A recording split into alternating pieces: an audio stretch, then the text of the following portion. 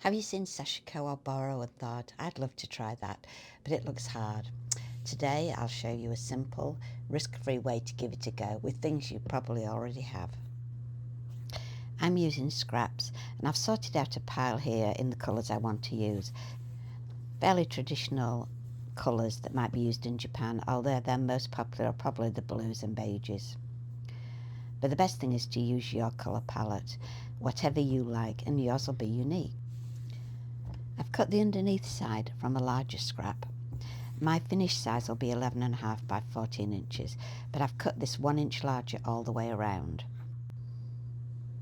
So it's 16 inches wide by 13.5 inches.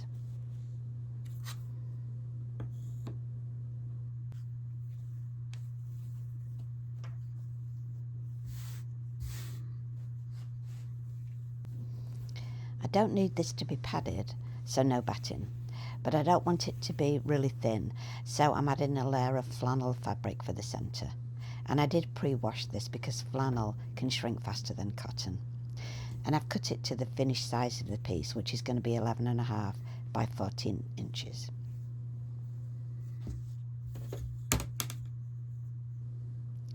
So you want to place this exactly in the centre on the wrong side of your underneath fabric.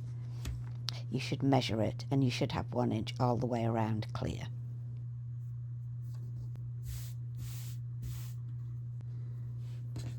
And then just put a quick tack in or basting stitch in there. You just want to put a big loose stitch all the way around the edge just to hold these two pieces in place.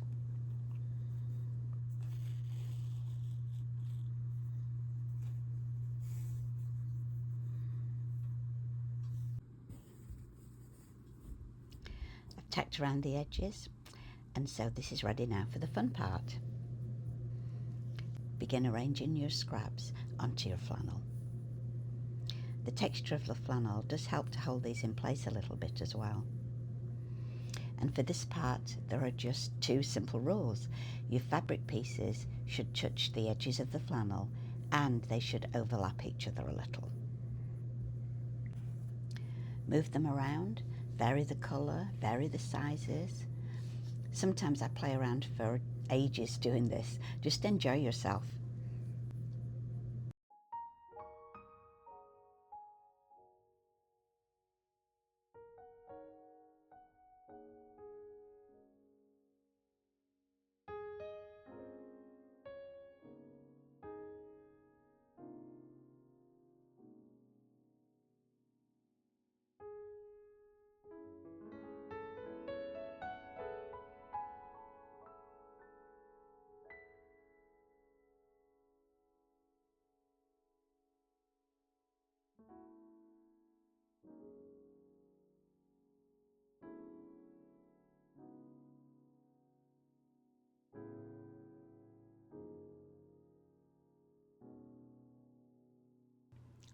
On this piece, I'm leaving all the edges raw because I like that look.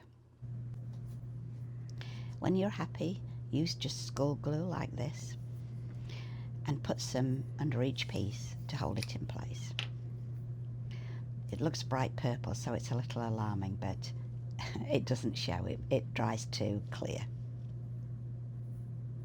This works pretty well, but you handle and move this so much that you may have to put an occasional pin in as well. Do you see how all these pieces have the raw edges left out?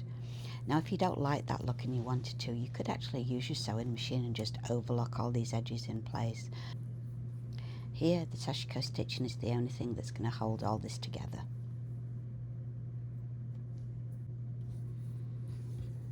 Let's hold it up and see. Yeah, they're staying on there well. And now even more fun, the Sashiko stitching. I'm using a Sashiko needle.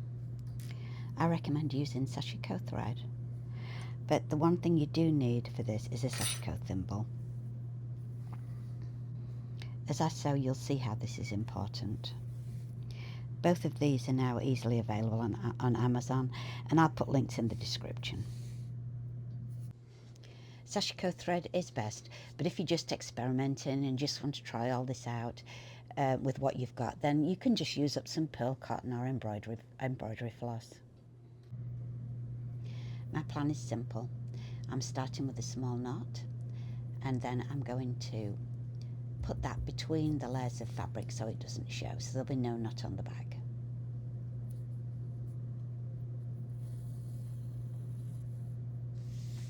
Then I'm just going to do some straight stitching, following the squares and adding more straight lines in some places and maybe some patterns. It'll have a lovely rustic traditional look.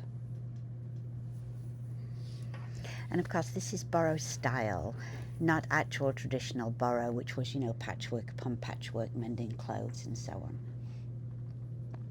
It's just inspired this modern trend for doing the Boro style stitching. The best way to do Sashiko is like this. Begin as a running stitch, keeping the stitches nice and even. Use your thimble to push the eye of the needle through. Keep putting stitches onto your needle. Because this is a little thick, you can't get as many on as you can sometimes, maybe just 2 or 3 here. This way you get a nice straight line. And it's fast and easy. On thinner material and with a long stitching row, you can do a lot of stitching quickly. 3 layers of fabric will mean you can't do as many, but try it out, get your rhythm. Stitch size is described as a grain of rice. Some people like their stitching space to be the same length. Others prefer a grain of rice look, where the stitch is about twice as long as the space in between. So just try both and go with what feels best to you.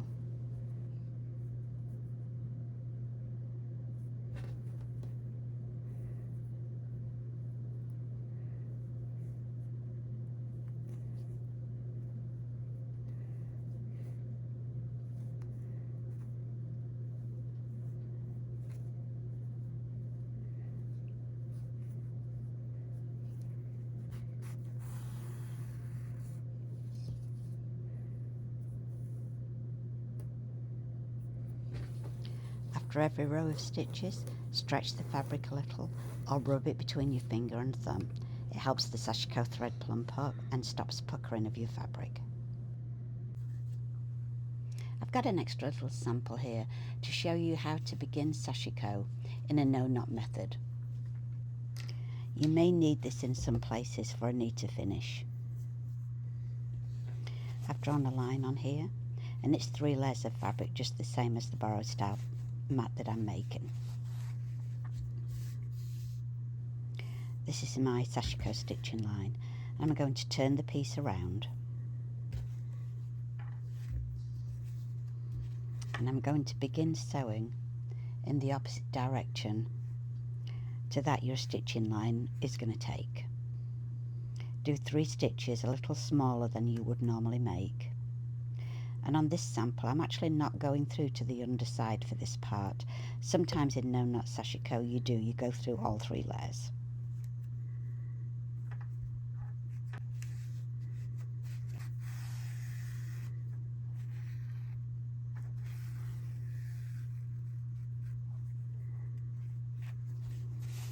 Leave that thread tail hanging out, you'll cut that off in a minute. Turn your work back in the correct direction and begin Sashiko stitching exactly over these 3 stitches, and they'll hide the stitches underneath. Now you may want to do these stitches individually to make sure you get your needle placed exactly in the right place.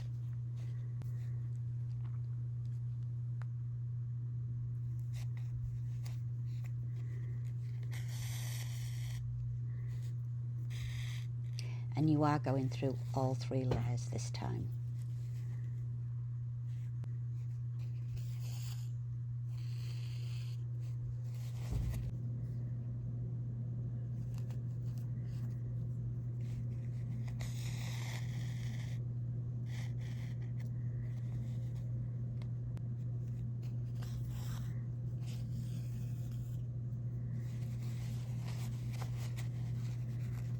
Run your finger over these just like you would any time you pull thread through, and they almost won't show when you've finished your work.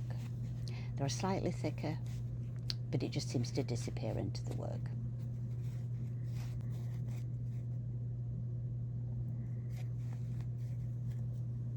Now continue on doing your normal Sashiko row.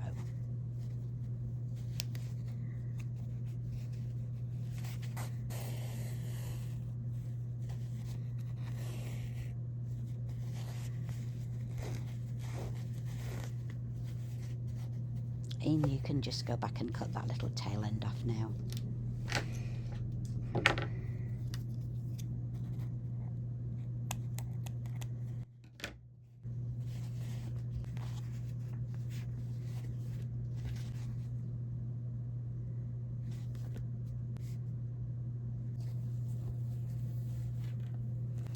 You can see where I'm doing stitches around all the little squares of fabric on there.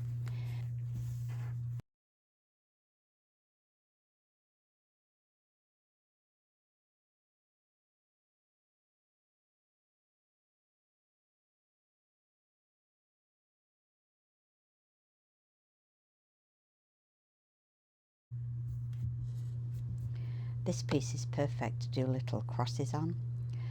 The squares are already marked on the fabric for me, so I'm just going to use the pattern. Little crosses are one of my favourite patterns to do on this kind of Boro style Sashiko.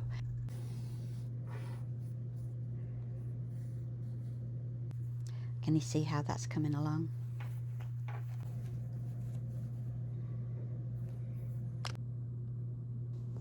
Here I'm using a template to do a simple cherry blossom design. I'll just use this heat erasable pen. I've already drawn it on there so you can see it. And you can see where I've done some just straight line Sashiko on this little section here, and I'll be doing more of that on some of the other blocks. And I'm just going to follow my outline here and Sashiko this area now. And no matter what, the Sashiko stitch is the same.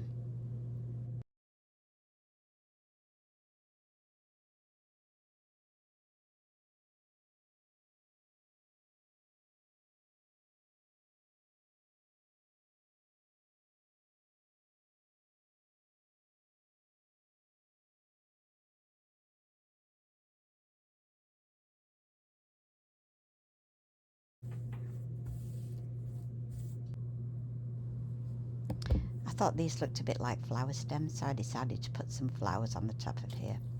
And I think I'm going to do them in this red colour. I just drew this simple little pattern on there. Did the same Sashiko stitching. On this red, I decided not to let it go through to the back.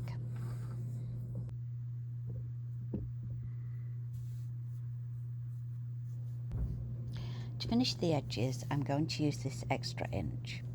I marked 45 degrees angle at the corner.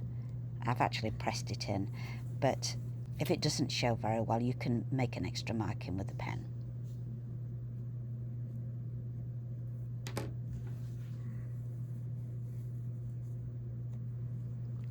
Fold that back in place as I'm showing you, and then you're going to do a sewing line along the line that you've marked and put in a pin along that line. You go from the fold, but you don't go all the way to the edge. Take that to the sewing machine and sew it. Trim the excess off the corner.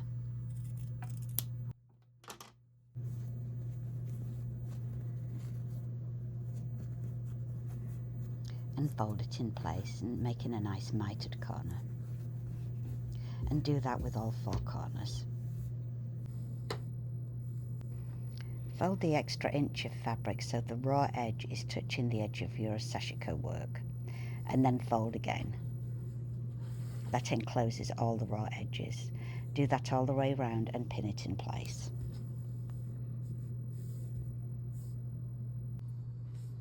You could do a Sashiko row all around to hold this binding in place if you wanted. And I thought about doing that. I would like the look, but it won't show up that well on this colour fabric, so I'm just finishing it on my sewing machine.